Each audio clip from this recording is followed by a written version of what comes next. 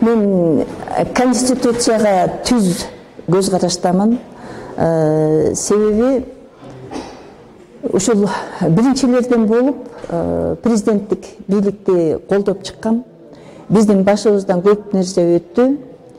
Президенттик бийликти колдогонумдун негизги себеби бул парламенттик бийликтеги иш алынган токтомдор, аткарылганы, аткарылбаганы, кээ бир коррупциялык токтомдордун кабыл алганы менен мен жакындан таанышмын. Бул маселени мен Атамбаевка да койгом, Сооронбай Шарипович келгенде да койгом, жакында жогорку кеңеште аялдар конференциясы болгондо да койдум. Бирок мындай маани берген киши жок да. Эң негизгиси ошолордун кабыл алынганынан парламенттик бийликте конституцияны Текебаев конституцияны кабыл алганда ошондо Бекбосун Бөрүбашев мүчө болчу. Анан ал киши телевидениядан сүйлөгөн эле. Ушул конституцияны кабыл алып атабыз. Бир пункт ушул туура эмес токтом кабыл алынса ким жооп берет? Депутаттардын жоопкерчилигин бир статья киргизели десе Текебаев болбой койду деп сүйлөгөн. Эмне себептен Бекбосун Бөрүбашев бул жөнүндө бүгүнкү күнү кеп салбайт билбеймин да. Мына ошондой токтомдорду билем. Мисалы градиент шоро окшогон жанагы фирмаларды салыктан бошотуу бул маскаралык да. Токтом турат өкмөттө.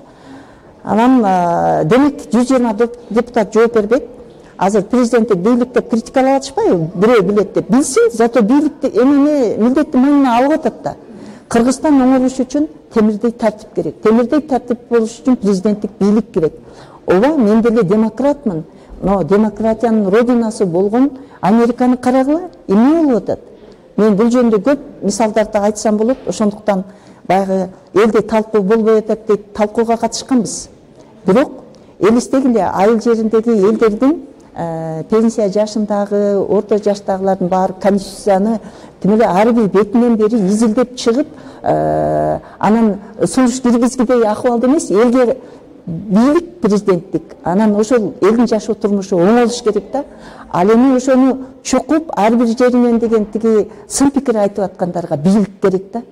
Өздөрүнүн бир байлыктарын сакташ керек, катуу тартип болуп калса эртеңки күн эмне болот деп коркуп атышат да. Мен билимдүү адаммын. Бирок мен ошо конституциянын ар бир пунктуна баа берип сүйлөй албайм. Мен таң калып атам тетиги мындай чоо салып аткандарга да. Анан чындыгында ушу Караколдо область боюнча катуу талкуу кылганбыз. Ал сунуш пикирлердин кээ бири кабыл алынды, кээ бири кабыл алынган жок. Мына бүгүн дагы биз сунуш пикирибизди беребиз.